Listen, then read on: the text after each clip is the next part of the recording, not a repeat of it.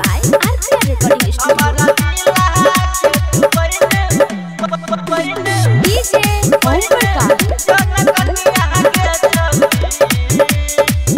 आगे मानी लेना बात छौ चढ़ल जवानी बड़ी खिलतौ के छौरी। आगे मानी लेना बात छौ चढ़ल जवानी बड़ी खिलतौ के छौरी। बेनीपुर के जिला दरभंगा के तेनी ले तू लहंगा के छौरी। हमारा जिला के तू बहन जन कन्या के छौरी। बहन जो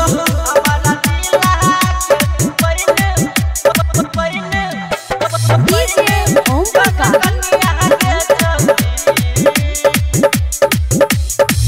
पेरहल तू लहंगा छौरी महरे लगबी लाइट के हुए लगत छौरी तोहर चेहरा बराइट के।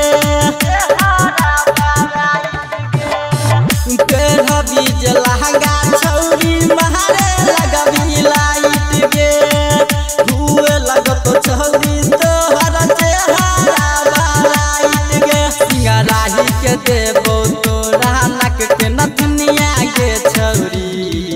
शिवनगर के देबो तोरा एगो निसनिया के छौरी। बेनीपुर के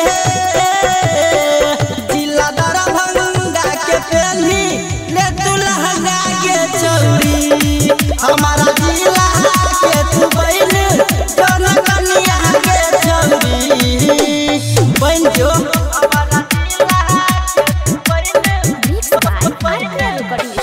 DJ Om Prakash महिन लेन बात छौरी लागे लगबी सुपर गे। मिलतो बलबुआ तोरा हमारो से सुपर गे। महिन लेन बात छौरी लागे लगबी सुपर गे। मिलतो बलबुआ तोरा हमारो से सुपर गे। आगे प्रिंस राजा के बहन जो न दुल्हनिया के छौरी। आगे राइटर राकेश के मायने लेना कहानिया